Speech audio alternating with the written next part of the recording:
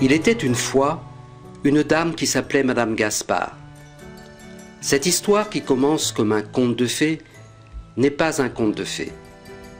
Car Madame Gaspard n'était pas une bonne dame bienveillante, mais plutôt une carabosse de la pire espèce.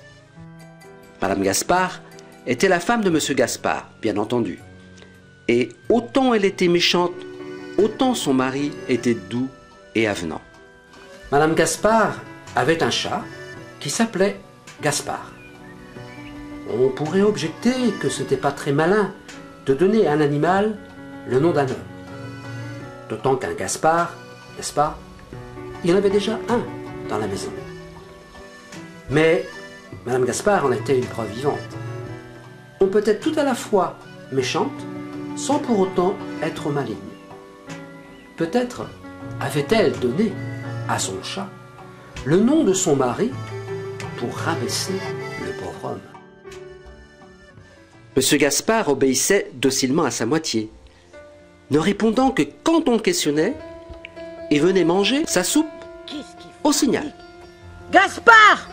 Quoi? Viens servir la soupe, donc! Et viens manger! Oh! C'est pas possible!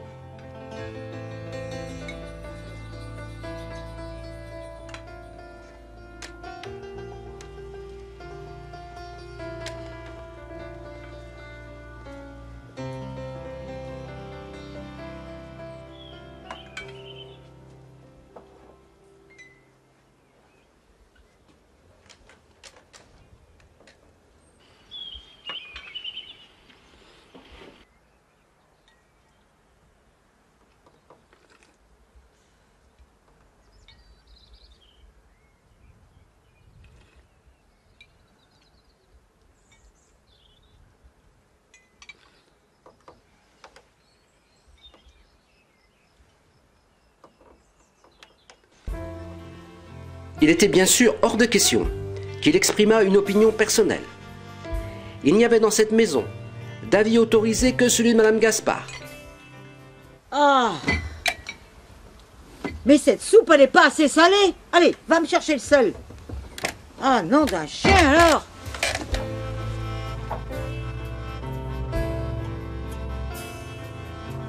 Comment les époux pouvaient-ils s'y retrouver quand la femme appelait Gaspard? Était-ce pour le mari ou pour le chat? Quand Madame Gaspard s'adressait à son chat, le ton de sa voix se faisait caressant. Alors, mon petit Tout autre était son timbre quand elle apostrophait son malheureux époux. Bon, alors, il vient ce sel?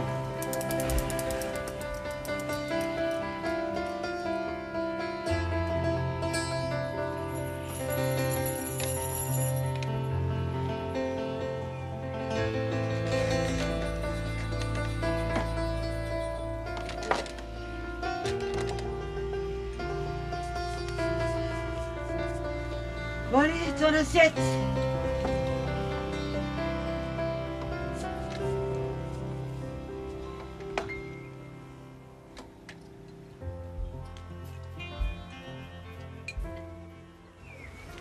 Bon, quand est-ce que tu comptes bêcher le jardin?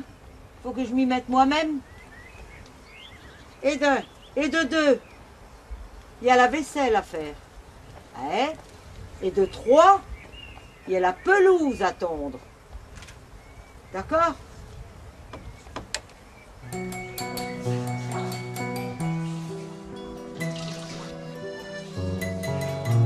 Comme on voit, il n'y avait pas à se tromper.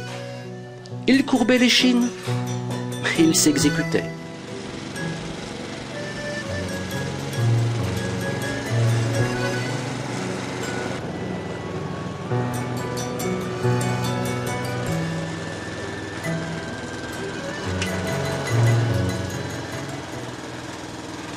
Monsieur et Madame Gaspard avaient un voisin, Monsieur Antoine, qui était veuf et retraité.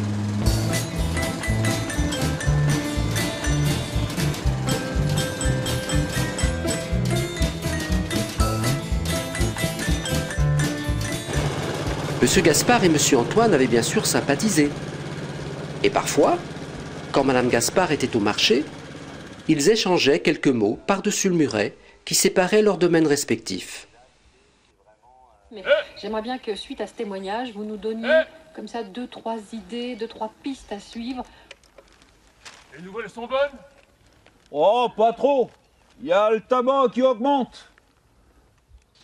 Que dit la météo? Oh, la météo, c'est moyen. Hein. C'est... On verra. Pourquoi ne se causait-il qu'en l'absence de Madame Gaspard? Eh bien tout simplement parce que Madame Gaspard et Monsieur Antoine étaient brouillés.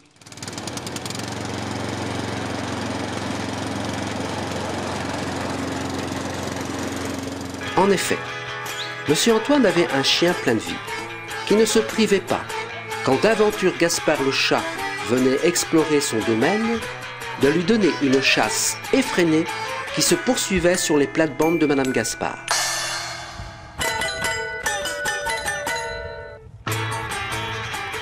Madame Gaspard ne pouvait supporter les incursions du chien de son voisin chez elle.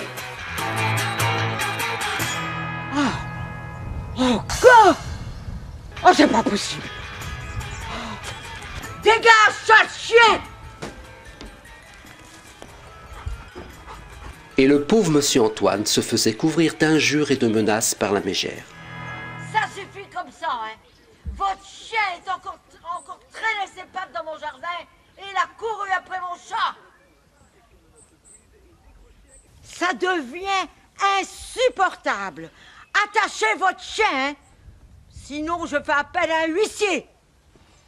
Peut-on décemment entretenir des relations de bon voisinage avec un homme qu'on a menacé d'huissier?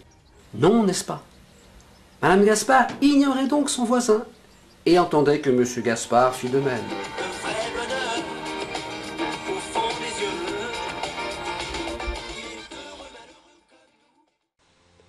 Cette situation rendait Monsieur Gaspard malheureux et il ne parlait plus à Monsieur Antoine qu'en cachette. Madame Gaspard estimait que Monsieur Antoine était pour son mari un déplorable exemple. Qu'on en juge.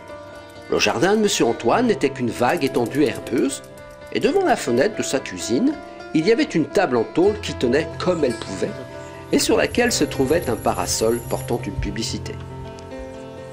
Monsieur Antoine aimait se tenir là les jours de soleil, pas rasé, un vieux chapeau de paille sur la tête. Il lisait des journaux ou des livres, avec à portée de main son apéritif anisé. Madame Gaspard ne se privait donc pas d'appeler son voisin l'ivrogne d'à côté et faisait comprendre à son époux que l'on ne parle pas des gens comme ça.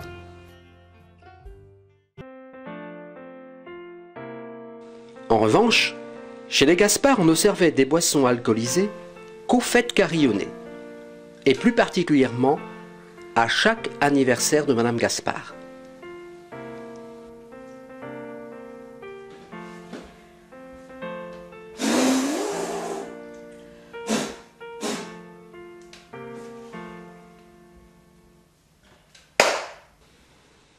Cependant, M. Gaspard, lui, regardait vivre l'ivrogne d'à côté, avec envie. Pas de femme, pas de chat, pas d'entrave. Quant à M. Antoine, il se levait aux heures qui lui plaisaient, et il mangeait à sa guise. Il lisait même des revues légères dans lesquelles s'étalaient de charmantes jeunes femmes, quelque peu dévêtues. M. Gaspard, quant à lui, avait juste le droit de regarder la télévision après le dîner, et en tout état de cause, c'est Madame Gaspard qui choisissait le programme.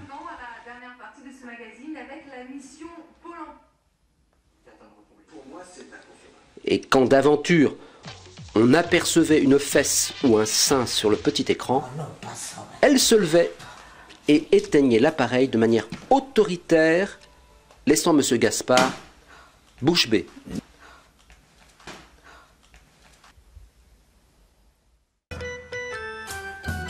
De temps en temps, M. Antoine invitait des copains et faisait des parties de belote, au cours desquelles il s'autorisait à fumer quelques cigarettes.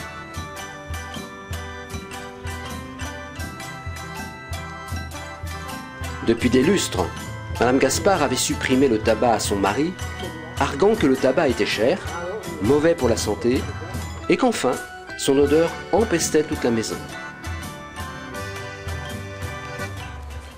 Monsieur Gaspard avait secrètement conservé une vieille pipe courbe dont il aimait sentir le doux contour au fond de sa poche. Parfois, en cachette, il la portait à sa bouche et aspirait à travers le tuyau, goûtant un air qui conservait encore un petit parfum de fumée. Ah, il aurait aimé vivre la vie de Monsieur Antoine, Monsieur Gaspard. Mais il y avait Madame Gaspard, et puis ce chat, qui le regardait d'un air méchant. Il en vint à haïr l'animal autant que sa maîtresse, à ne plus penser qu'à s'en débarrasser par tout moyen. La Providence, heureusement, se chargea de l'ouvrage.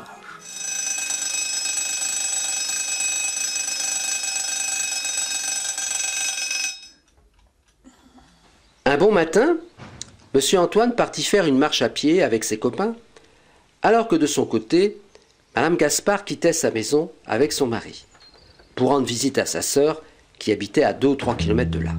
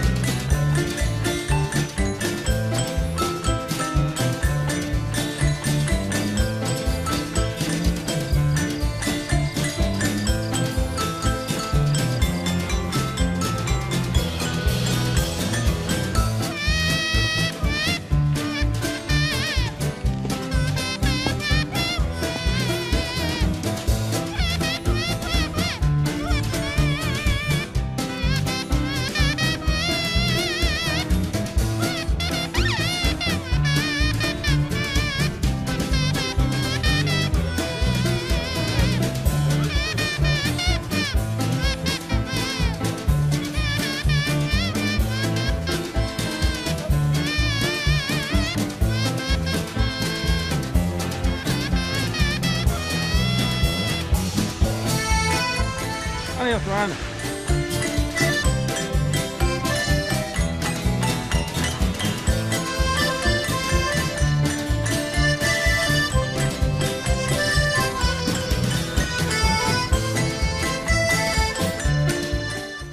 Quand Monsieur Antoine rentra de son périple, il était, ma foi, fort gai et très fatigué. Dame, on avait chanté tout au long de la balade, et comme chanter donne soif, on avait bu. Et comme boire porte à chanter, bref, il s'était allongé dans son transat comme une masse.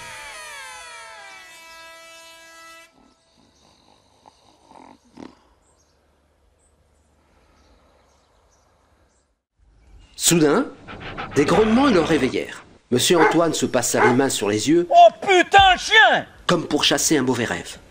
Le chat de Madame Gaspard! Lâche! Ah ben, dis donc, t'as fait du beau travail, hein? Ça va pas arranger les relations avec mes voisins. Oh, il est mort!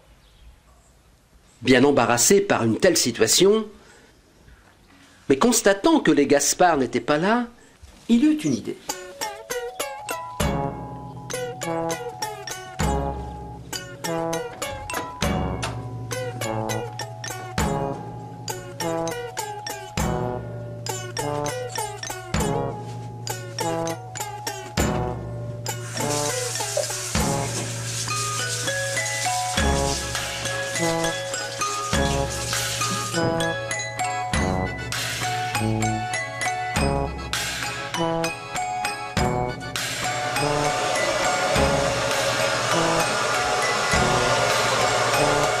Après avoir nettoyé le chat, il prit feu Gaspard dans ses bras, enveloppé dans une serviette, et considérant que le cadavre était plus présentable, il se dirigea vers la maison des Gaspard.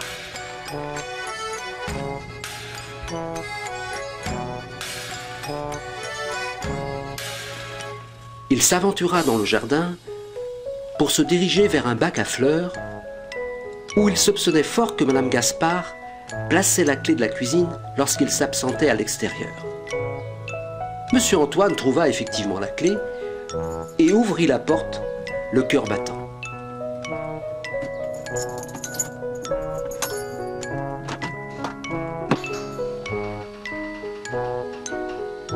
Y a quelqu'un? Bien sûr, personne ne répondit. Mais là, près de la table de la cuisine, il y avait le panier du chat. Monsieur Antoine déposa le corps du chat Gaspard dans le panier et l'arrangea de manière à ce qu'il parût dormir. Puis, il se retira en remettant soigneusement la clé là où il l'avait prise. Alors qu'il s'apprêtait à partir, il vit dans le jardin un endroit où la terre avait été retournée et s'écria: « Oh, le chien! Il a encore creusé chez les Gaspard. » Il se dirigea vers le trou et le reboucha.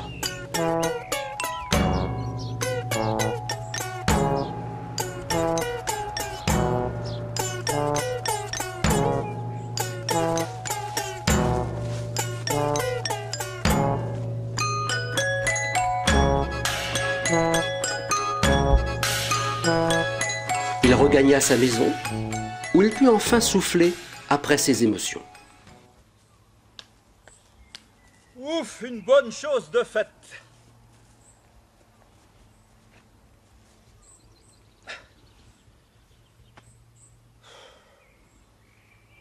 Oh, j'allais oublier ma partie de boules.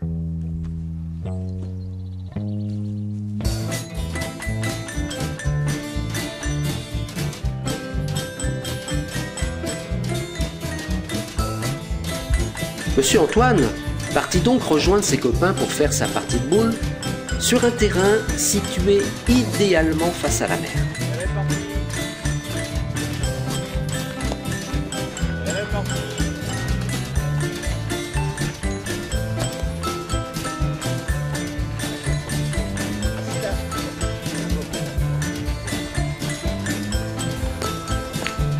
Ouais, c'est bon.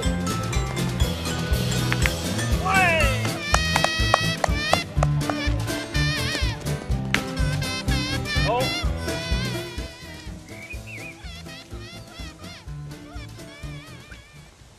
À son retour, et juste devant lui, il vit sortir de l'impasse une ambulance. Diable, s'était-il passé quelque chose de grave?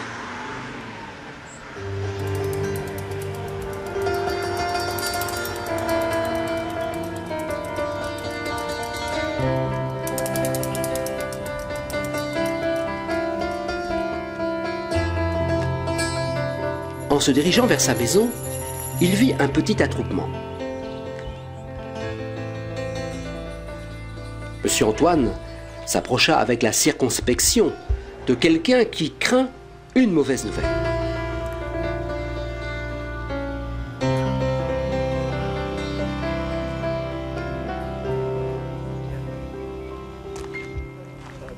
Oh, monsieur Antoine, on est bien peu de choses dans tout ça.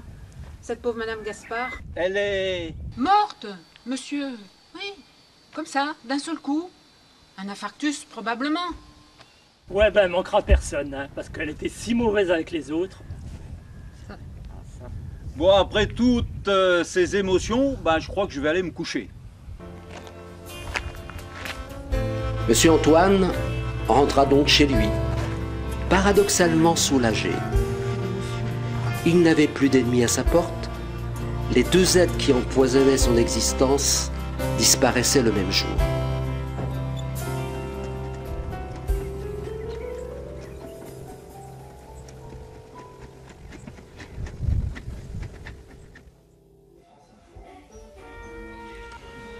Le lendemain, il passa son meilleur costume, mit une chemise blanche sur laquelle il noua une cravate.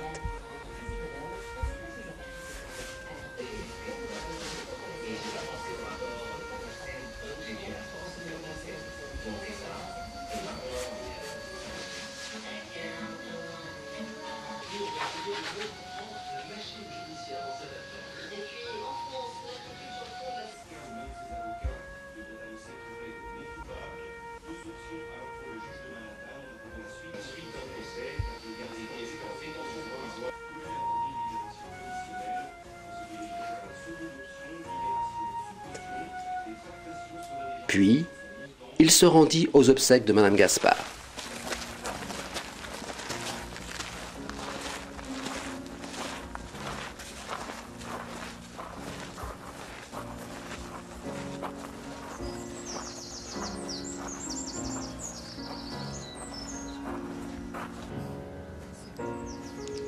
Il y avait bien peu de monde. Le veuf, la sœur et quelques voisins.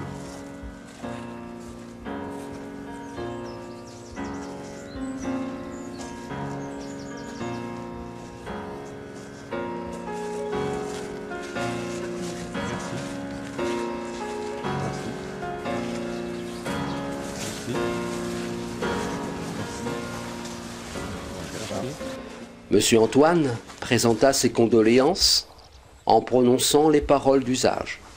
Sincère condoléances. Merci d'être venu.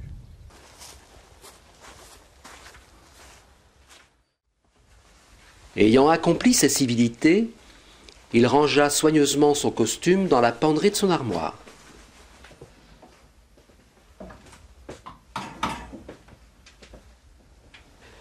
Dans une tenue plus adaptée à son quotidien, il alla se laisser tomber sur la chaise de jardin et tenta de se concentrer sur la lecture de son journal.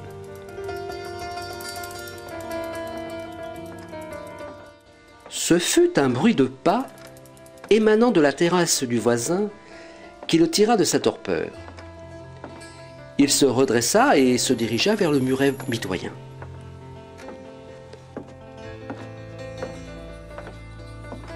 C'était Monsieur Gaspard qui faisait les 100 pas sur sa terrasse. Monsieur Gaspard? Monsieur Gaspard? Ah, c'est vous? Venez donc. Oh, pourquoi pas?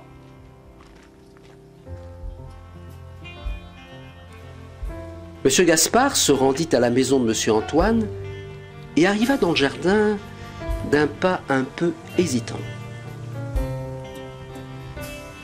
Venez donc. Monsieur Antoine l'invita à s'asseoir. Attendez, je reviens.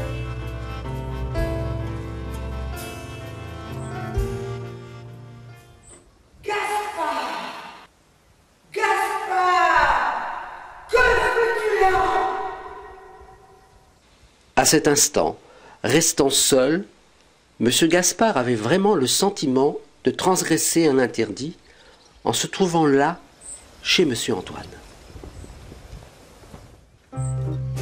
On va prendre un petit verre.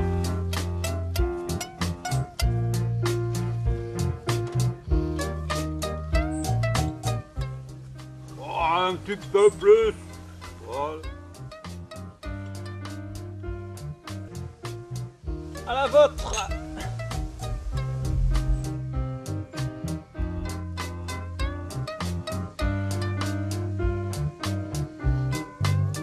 Il est bon, mon Ricard?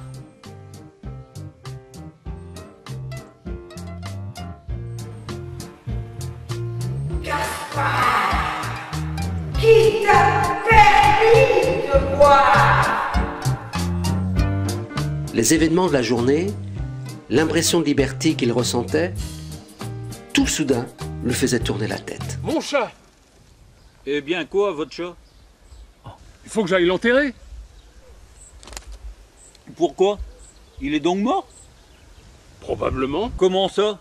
Probablement. Ah, sait-on jamais avec les chats. Voyez le mien. Il y a 3 jours, il passe sous une voiture. Ma femme le transporte chez le vétérinaire. Il est trop tard. Elle revient en larmes à la maison avec le cadavre du chat dans son panier. Gaspard, me dit-elle, allons enterrer ce pauvre animal au fond du jardin. Je prends ma bêche et je la suis. Allez, vas-y, creuse. Je creuse un trou profond. Et voilà donc cette bête qui entre nous ne m'aimait pas, qui ne manquait jamais de me lancer un coup de griffe. La voilà un demi-mètre sous terre. Une bonne chose de faite, me dis-je. Je n'étais pour autant pas au bout de mes peines. Ma femme, pour se changer les idées, décide d'aller chez sa sœur. Elle était au cimetière. Vous avez vu comme elle me regardait? Bref, on va chez sa sœur, le temps qu'elle se dispute, et nous revoilà. Ma femme ouvre la porte de la cuisine.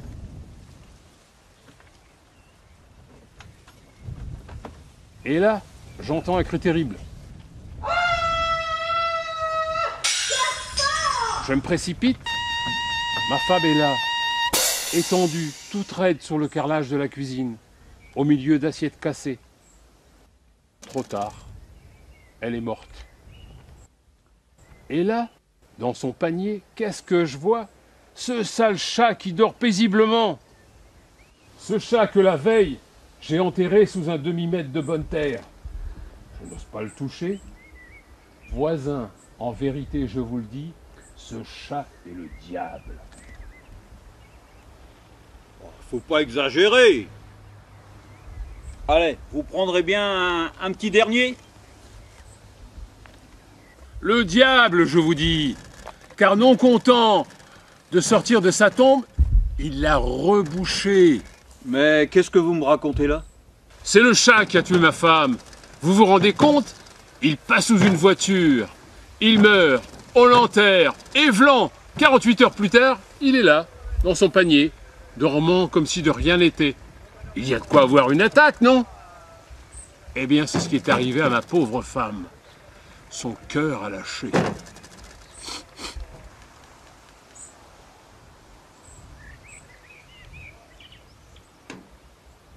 Venez donc voir.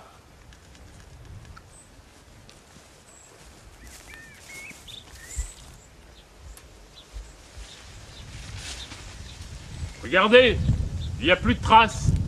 C'est là que je l'ai enterré. Je suis pas fou tout de même. Ne vous mettez pas dans cet état-là.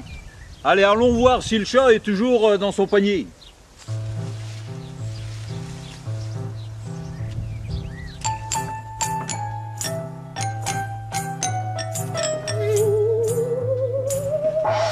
Quelle infection!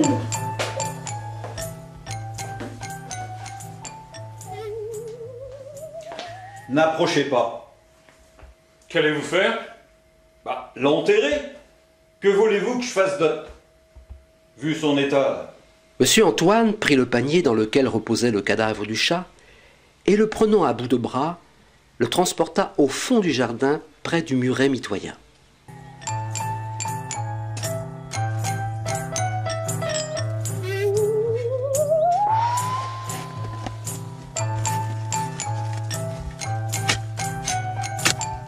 Il ne lui fallut pas longtemps pour creuser un trou. Il y déposa ensuite le chat mort avec la couverture en guise de suaire. Il plaça quelques pierres dans le trou, de façon à ce que son chien ne revienne pas le déterrer à nouveau. Et il acheva sa tâche par l'aplanissement de la terre à l'aide de ses pieds. Monsieur Antoine regagna ensuite la cuisine de Monsieur Gaspard, lequel était en train de pulvériser du désinfectant. Il ne reviendra pas? Rien à craindre.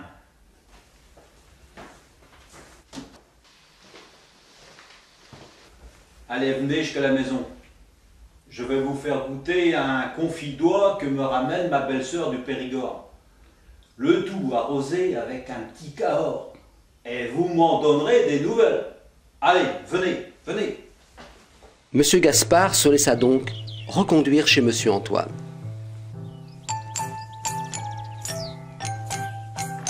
Asseyez-vous.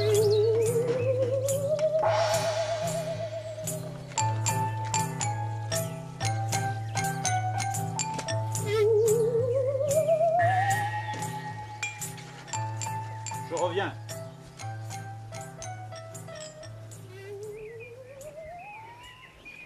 Monsieur Gaspard mit machinalement la main à sa poche et en retira sa vieille pipe, qu'il considéra avec attendrissement, en se disant « Si j'avais seulement du tabac ». On eût dit que Monsieur Antoine avait lu dans ses pensées. C'est Louis qui l'a oublié l'autre jour après sa partie de belote.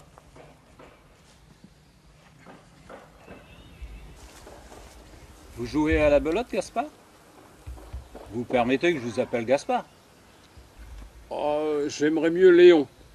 C'est mon prénom. Ah, le mien, c'est Paulin. Oh, Paulin, c'est original. Quant à la belote, j'y ai joué il y a longtemps. Je sais pas si je saurais encore. Hein. Bah, vous savez, ça ne se oublie pas, ça. Bien, je vais chercher une petite bouteille.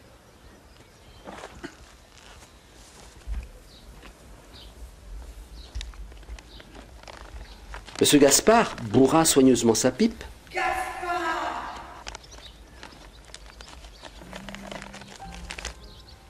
Il l'alluma et il goûta avec délectation sa première coulée de fumée, sans pouvoir se défendre d'imaginer encore entendre la voix grinçante de sa femme le réprimander. Gaspard, qui t'a permis de fumer?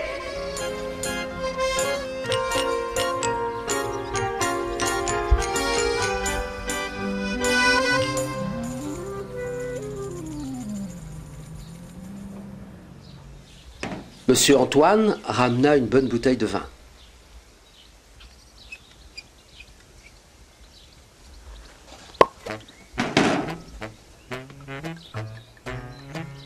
C'est du bon. Vous m'en direz des nouvelles.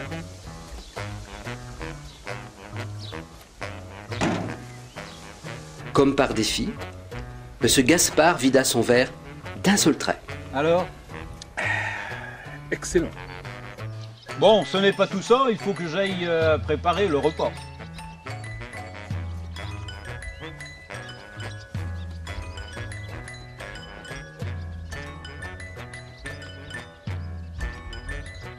Le vin lui chauffant le ventre, Monsieur Gaspard fut pris d'une soudaine rancune à l'encontre de la mégère qui, pendant tant d'années, l'avait privé de ses menus plaisirs.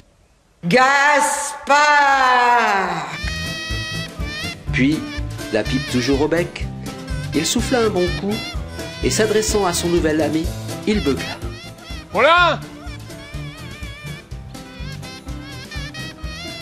Paulin! Ouais. Ça te fait rien si je te tutoie?